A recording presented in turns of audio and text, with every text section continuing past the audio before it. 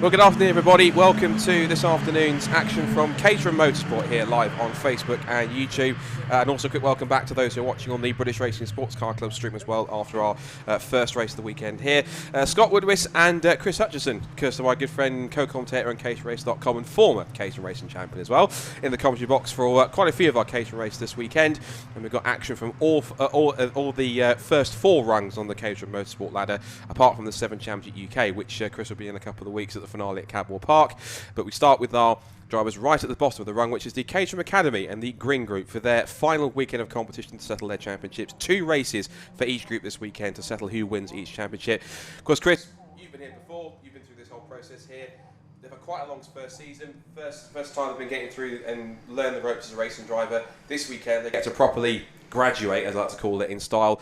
And there's 2 quite exciting championship battles on the line, particularly with the Green Group here looking pretty close on drop scores between the top 2. This should be a mega way to start things off for what is the penultimate weekend of racing for the factory effort. Yeah, good afternoon, everybody. It's always exciting to watch the Academy, and they've had a great season so far this year. They've put in some really good performances and races, and I've really enjoyed watching and following along with all their stories. And here we are at Snetterton. Yeah, the last weekend, they've actually got 2 races, which is unusual in the Caterham format, and 9 races in total this year. So they've had plenty of practice compared to in my day. Also 20-minute races, which is awesome. So the races really get to develop, and it's been fun. It's really, really fun to see how they've all moved on. People like Jeff Newman and Freddie Chiddick's really coming out the box hard, and with the stories like Paul Woodman further down in the pit, in the field, and seeing his aims to sort of reach the top steps of the podium, and it's just I'm really looking forward to seeing how they're all going to finish off this year.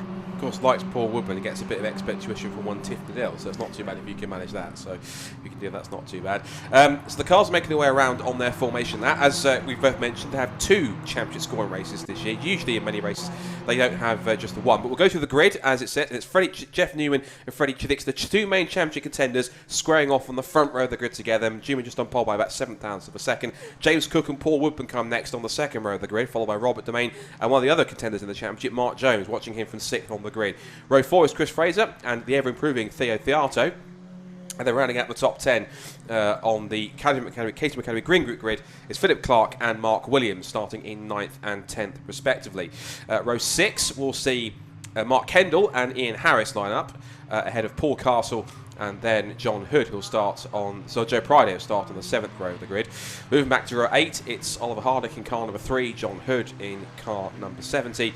As we keep on rolling backwards through the rest of the order on this 22 car field. We then go to 17th fastest on the grid, starting from the 9th row, Rob Bain. Alongside him is Richard Percy.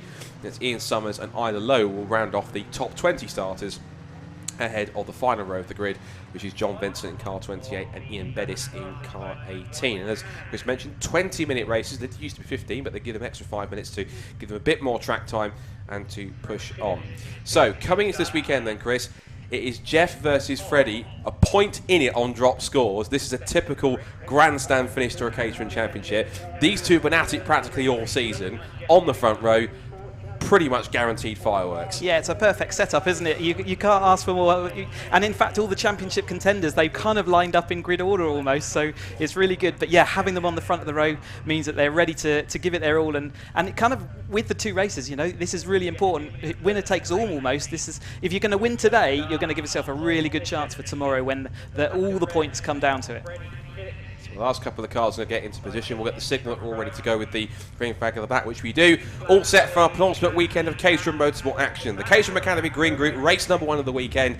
It's Newman and Chiddick's on the front row. It's on the left is Newman, on the right is Chiddick's. Who gets the best start away from the front row? Waiting for people likes to go out. They do now, and it's not a great start for Jeff Newman. He jumps away too early. Paul Woodman slots in between the 2 front row men. They're 3 wide towards the back, but it's Freddie Chiddick's with a better start from the outside the front row grid that leads the pack down towards Ritchie's for the first time. So Chiddick's leads, but a great getaway from Woodman puts him round the outside into Ritchie's for the first time.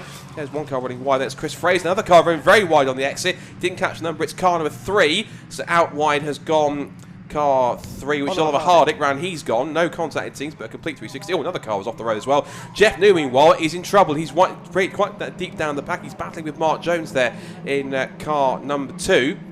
And also in there, he's trying to pick up a couple of spots there, is car 15, and that was James Cooks. He's met a couple of spots, but it is Chiddick who leads and Woodman in second place. And Paul's had such mixed luck in this series so far, so if he can go away and possibly get his best chance for his first win this season, he's made the best possible start by getting the jump on Newman and immediately hassling Freddie at the front. And he's obviously got the psychology of he's not involved in the championship battle, so he can take that with him, and Freddie and him are sort of pulling a little gap there over Newman, but Newman definitely bogged down off the line, and it looks like he is now putting in a bit of a recovery. He's back up to third place, so that's a nice place to be, and with these nice long straights we've got at Snetterton, I think he'll be right back in the battle by the time we get down to Brundle and Senna. So in towards the right-hander at Oggies, and we'll get a proper shakeout of the order. There is car 76, mixing back is Robert Domain's car. He always turns Robert because he's got a slightly higher roll cage towards the back of that car as he goes through. He'll tiptoe the way through. These are all road legal cars. I mean, they're 125 brake horsepower, 1.6 litre engines. They all run Avon Academy road legal tyres. And some drivers can and do drive these cars to and from the circuit, just like the old days. But as they come back into the complex for the first time, they're all jostling for each other. Mark Jones has remained ahead of Jeff Newman, you can see, in the green car number 2. He's currently sat in third with Newman down to fourth. And right on the tail of them is looks like there was James Cook in their fifth position. More battling going on. Got Theo Fiato in there in the predominantly orange car number 72. He's scrapping away with car 5 in the order. That's Philip Clark in there too, as they come out through the bomb hole. That right-hander that just compresses right on the apex and then lifts back out and all the way around the long right-hander at corner. Very tricky braking zone to get under the brakes and stopped. The left-hand flick at Murray's back onto the pit strip because he plenty of slipstreaming all weekend long from Caterham. But at the end of the first racing lap of the weekend for Caterham Motorsport in the Caterham Academy Green Group, it is Freddie Chilix that leads, beating the second place on the attack. Goes Mark Jones down the outside with Jeff Newman also putting him under pressure. Chilix leads, but it's still second place under brakes for Paul Woodward. Jones is third, Newman fourth, and James Cook is fifth. And Robert Domain having a super start, pulling away about a second or so from the cars behind. He's into P6 ahead of Kendall. That's the Mark Williams in 8th position, Theo Fiat at 9th, and Philip Clark rounding out the top 10. So there's a big dive from Clark up the inside of 1, make it 2, and just snaps the gear and tries to go around the up the inside, loops it around. I think it must have been him simply just trying to fish a gear and just lock the rear tyres, and around it went. Just took a little bit too much speed in there, didn't he? You could tell by the speed of the other cars that he was carrying a little bit too much. We've got other cars just avoiding him, but he's going to rejoin there. Did take an exhaust with him, so that might be a noisy car going round for a few laps. But yes, just a little bit extra speed, a bit too much enthusiasm into the hairpin. And speaking of enthusiasm, look at that Paul Woodward getting all crossed up, and he's now under attack from both sides, from both Newman and Jones, and also in there too, watch out for the 15 of James Cook. But Woodward here is really much holding back the tide, and one thing we should mention also is that Woodward and Newman, they've not been the most bosom of chums over the season. They've had 1 or 2 run-ins on track, but it's usually mostly friendly rivalry in terms of between the two of them. But there have been moments where they've been a little bit edgy, but that's what's made it so exciting, particularly with this Caterham group. They're all action all at the front, and they all get their elbows out time after time, and it's always great, fantastic racing, even if it does get sometimes a bit too close to call at times. We love the rivalries that develop during the academy. This breeds lifelong friendships coming out racing with us, and no doubt there's the highs and the lows, and they live it all together, which is really good to see, and certainly those two have been on track together before now. You call it friendships, I call it seething rivalries. Meanwhile, they come into the complex for the second time. Freddie Chilix away and gone already, and the gap was 1.1 seconds. But I suspect, given that this quartet of cars has been scrapping amongst each other, that gap is visibly more than 1.1 seconds at the moment. So there, James Cook taking quite a lot of speed through the apex of the bomb hole, the right-hander. There is Chilix trying to pull away. Remember, he's in that contest on drop scores, battling away with Jeff Newman. They're separated by a point as they came into the weekend. So Woodman in second place there in the white, red and blue machine, then it's the white, red and black machine, then it's the blue and yellow car of Jeff Newman. The green and black car is Mark Jones, and the grey car with the red stripe from that, with James Cook as the top 5 come across the line. So the gap's gone out from 1.1 to, what's it gone out to now? It's going to stretch out to, if I refresh my timing screen, whilst that's happening, Jeff Newman goes down the outside. The gap is now 3.2 seconds, and naturally giving clean air, Chilix has also set the first fast lap of the race on the first flying lap on this race rather than straight off the grid. So Chilix then continues on, and Woodman's under attack from all sides. Up the inside, James Cook classes the curb on the inside of Wilson, couldn't quite make it stick, and Woodman gets the better traction off the corner, but now it still puts Cook to the inside of Mark Jones into the left-hander at Palmer. And this is the trouble with the case, as you well know, Chris. All this battling is not doing anyone favours, as someone's hit one of the marker boards and tossed it everywhere onto the circuit.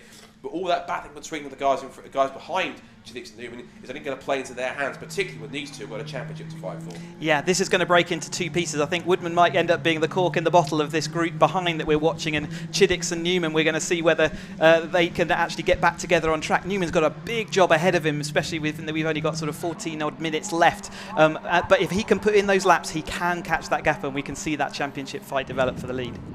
So whilst the top two try to pull away, Paul Woodman now to get his elbows out again and go very defensive, this time trying to hold on for third place. Mark Jones in car number 2, who is also thereabouts in terms of being in contention. But he knows that essentially he's got to try and get around Paul as quick as he can. And this is one of his best chances. We know that these Caterham cars, if you watch all the season, they're not as aerodynamic as other cars in the mix, but that's not a bad thing, because being aerodynamic with quite blunt front ends on these cars means they punch quite a large hole in the air. When you get them in big packs together, it causes great slipstreaming and great racing, as Mark Jones had a look round the outside at Brundle, just backed out of it at the last moment. Meanwhile, James Cook defends and Robert Domain, and also in there now is Mark Kendall. That's the green car with the pink roll cage on the back of this group. He's now swarming around the back of Domain, looks to the outside into the right hand at the bomb hole. Domain takes a little bit of curb, and then Kendall thinks, right, not going to happen there. Let's try and take the other line into Caterham, see if we can hold on. Chiddix still leads then. There's Newman in second place trying to close that gap in. Then it's Woodman, Jones, Cook, then it's Domain followed by Kendall. Now up through Caterham and up through Murray's again, and now onto that long straight. This is where the proper chart, another great charts, both down the Bentley straight and down here. This is where the majority of the slipstream will happen. This is a great thing. If you can latch onto somebody, there's a great chance you can only set some quick lap times, but if someone in front of you is quick enough to start catching the pack in front, if the guys in front of you start battling as Jones sweeps around the outside of Woodman for third place, it means that if you've got a car that can pull you along, you can catch up to the groups in front, and that lead group just becomes bigger and bigger and bigger, especially if those cars in front start to battle amongst each other. Yeah, you can see the gaps developing and then disappearing as the race goes on. Yeah, you were absolutely right early. We shouldn't discount Mark Jones at all. He is fully into that battle as well, and it was important that he got past Woodman, and I think he has now achieved that. So it's really important for his championship that he comes out on top as well. But yeah, we'll see those gaps grow and shrink all throughout the day today. I think you'll find that that's all the wadding route that we saw the exhaust disappearing earlier. That's all the silencing that appears inside that gets released once you break an exhaust. Someone's getting in trouble with the scrutineers afterwards, I think, after that one. Whether it was purposeful, well, I'm sure it was accidental, but even so, I think I might have to get called in and have a look at that. Either way, Paul Woodman is now having to defend from what is now his current fourth place, having just lost third to Mark Jones, and now it's James Cook's turn to put him under pressure. Also, don't count out either Robert Domain or Mark Kendall. The rest of the top 10 is Chris Fraser in 8th position, Ian Harrison 9th, and Joe Priday rounding out the top 10. A couple of cars that have also hit strife as well are in the pit lane at the moment. I think they got caught up in some first lap shenanigans. Carson in the pit lane, car number 48, and also we lost number 73, which is Williams. So both Carson and Williams are out of it, unfortunately. That would be Mark Williams in car 73, and also the other car that we lost is Paul Castle, car number 48. There's a green flag that's waving on the exit of Agostini, which suggests to me that someone's either had a spin or an incident. Just saw in the background. As Kendall now moves his way past Domain up into 6th position. He's making steady progress. I guess he had to try and get past Rob as quick as we could, as the Master tried to move a bit more of the sound deadening on the exhaust. But I think they have to probably wait to the end of the race to try and collect that towards the end. The rest of it's just, soft wadding. It shouldn't cause any damage if anyone does run over it. But thank you to the marshals, as ever.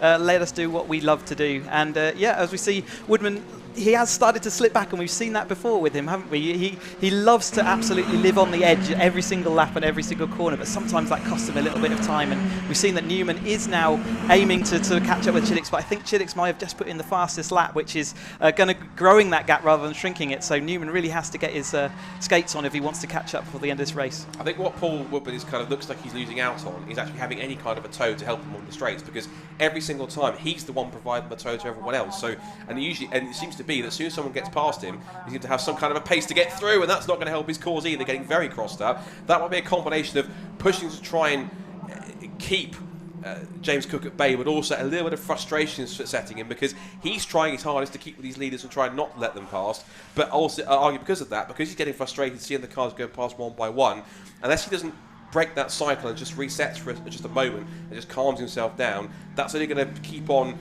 it's snowballing more and more until eventually he keeps on making mistakes, like he does at Agostini again. That's just frustration getting through there rather than just pressure from behind, isn't it? It's a perfect illustration. He lives on the edge all the time, and there's two good examples of where it doesn't always gain you that time. Also, in the Academy car, we don't have a brake bias valve when you're at the Academy level, so they're slightly over-braked at the rear, which means that you lock the rears, which is what we've seen twice now from Paul Woodman, which is why the rear end is sliding over. Sometimes just keeping it under that little braking limit means that you get more grip and more speed at that point.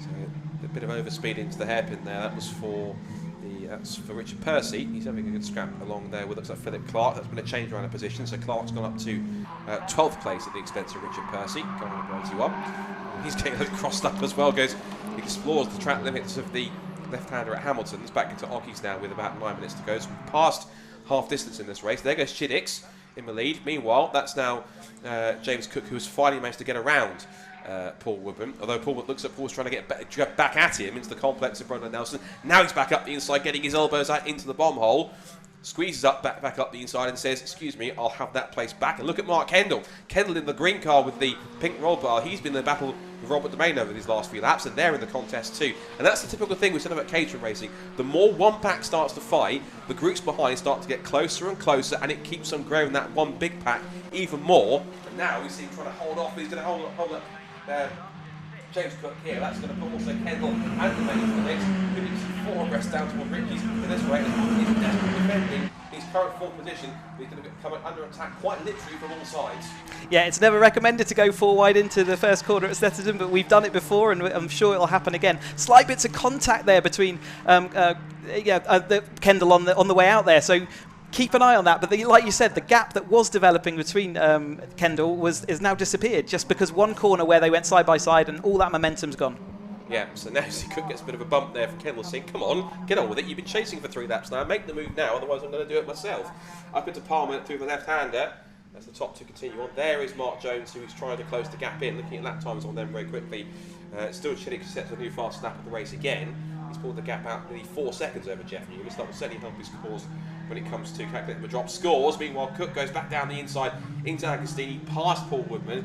I'm not going to say finally, because it might all change again over the next few corners down the back straight, particularly if he stays close, as is also possibly Kendall and Domain at this point. So watch out for them as they come back through to Oggies once again, through Hamilton's, back into Oggies again. They completed 5 laps, they're on lap 6. It's quite a long lap for about roughly 2 minutes 15, 2 minutes 16 for the front runners. So it's not a short lap, but you get all these long straights and long corners, which means you get plenty of time per lap.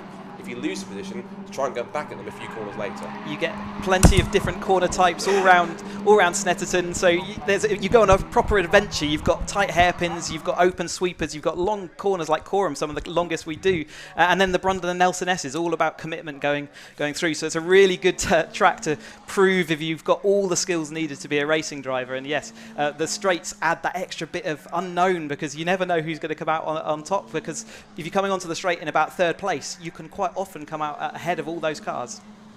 So as they turn their way out of the bomb hole again on the 6th lap of racing in this first of 2 championship scoring races for the Caterham Academy Green Group, it's still Freddie Chiddix who has the lead last time across the line by 3.9 seconds, ever extending that as now we continue to watch on this quite fascinating scrap, which is towards the head of the field. You can see now James Cook has got himself past Paul Woodman, and now it's a chance for him to start pulling away. So this is not mentioned just essentially how much pace that Paul's lacking, not necessarily, it's just how much pace the other cars have around him that's allowed him to capitalise and get in the slipstream, because again, Mark Kendall looks to the outside line, down towards Richie's corner, and Paul will try to further the inside, which he does, but again, that's quite an easy move than you think, going around the outside of Richie's corner if you got the momentum. And as hard as Paul's fighting, there was just no way to defend that. He was on the outside line, he couldn't move across anymore when he did. If he did go too late on the brakes, he was going straight off into the cornfield. Exactly that, Scott. It's very much a momentum game, this Caterham racing, and yeah, if you've got, it doesn't really matter whether you're on the inside or the outside, as long as you've got that extra momentum over the car, you can make that stick and you can make it happen, which is what we've just seen there with Kendall. And yeah, Woodman continues to keep battling away, and I'm sure if he can cling on then and wait for the straights, he will be able to get back straight into that battle again. So just before we get to 5 minutes to go, I'm just going to quickly just run through some of the championship connotations, although it's hard to go to look at anything other than this battle that's going on with Paul Woodman and co, because it's usually, you have to put Paul Woodman and insert driver then, because he's always in a battle with somebody, whether he wants to be or not. He's currently scrapping now for what's currently 6th position, because Mark Kendall has just relieved his final spot in the top 5. Robert Domain wants to pick up, if he can, 6th position at his expense. Whilst we're watching that, now the championship connotations I've had through from Simon Lambert, the Chief Motorsport Officer at Caterham Motorsport, is thus. Now, he mentioned to me that a win in the fastest lap today would be enough for Jeff to provisionally secure the Green Group title. However, he said anything less and Freddie's still in the hunt. Well, this is anything less because Freddie Chidix is not only leading, but he also has the fastest lap of the race, which means he keeps himself in the hunt. But of course, it must be all down to what scores everyone has to try and drop in the end of it. And given the fact that Jeff has probably got less points to drop in some cases, but he's probably got the results he has got are better results on the whole in terms of the ones that he did finish, probably puts him in better stead to win this one. So looking at how this connotation could play out, he says if Jeff wins without the fastest lap, Freddie will need to be in 2nd place or 3rd of fastest lap to take it to the wire on Sunday. In that situation, if he's 2nd on Saturday, which he is today, and they'd have the very real prospect of an outright championship tie on Sunday, and it would go on to count back, and that is always the tensest moment where they're going to end on points, but it's literally how it could go back and count back of wins, 2nd place, or even further bits. That it could be a really crucial thing when it comes to that sort of calculations in terms of working out the championship. It's so hard working out the championship. There's so many different connotations, and it always comes down to that last race and what's possible. And it looks like, yeah, Chidix is doing everything he needs to do. He cannot do any more. He is in the lead, and he has the fastest lap. There's nothing more he can do or control in that race, and Jeff Newman's just got to do as much as he can. And I think tomorrow we'll have an easier set of connotations and permutations to deal with. Today, I think they should just keep in mind that they just need to go as quick and get as many points as they can. So you've been there before, of course, with championship content, particularly when it came down to you. I think wasn't either yours on countback, or was it 1 or 2 points in your championship back in 2018? It was quite close, wasn't it? It came down to a track limits. So actually, I crossed the line and I hadn't won the championship, and then a track limits infringement by my main competitor, Gordon, moved him behind me in the championship. So it really did go down to, I think, just a single point in the end. So it's always as close, always as tense usually when it comes to Caterham Championship, particularly this close. And how great it is also that in their first year of racing they get a championship battle as close as this as well. So it means that you've got some very evenly matched drivers, and it also puts us in good stead as well for what you'd like to think the front runners in this championship will move into road sport next year. They get to put themselves up against, in terms of championship prospects, against the front runners in the white group, and it's always quite a fun thing to see, particularly on the first couple of races, and not just the Autumn Trophy race that we'll see later on tomorrow, but also the first races of the 2022 Road Sport Championship, because you get to see from those graduating academy drivers how many drivers have kept their pace and how many others either just haven't adapted to the small tweaks that the Road Sport car needs and who have managed to get it the most. And you do get some drivers who were okay in academy but then find their form with the upgrades in Road Sport, or vice versa. So different cars, different specifications of car can suit sometimes different drivers, and there are those who are just good all round in the Caterham no matter what specification. Yeah, absolutely. There are people that definitely enjoy the extra grip that you get from the newer tyres, and they have a few extra upgrades on the suspension as far as anti-roll bars, and it just gives you that little bit more grip and stability in the corners, and some people get that immediately, and most people really enjoy that sort of step up, and that's the whole point of the Caterham ladder, is that each step of it improves the car, makes it more racy, right up until the higher echelons when you get to the Caterham 7 UK Championship, which is a full-on race spec car with slicks. Oh, Chidix really pushing hard. A little bit of track limits there. He needs to be careful of that, because he doesn't want to ping a track limit penalty, which will drop him 5 seconds, and he hasn't got a 5-second gap over Newman, so he can't afford to do that too many times. Yeah, I think usually it's a case of if you do it once, then it's kind of, that's sort of okay. If you do it twice, then you get a warning. Third time, that's when you start accruing time penalties. Do it too many times, if you really start to take liberties, you can even get disqualified from the race and black flag for using track limits. That's abusing track limits too much.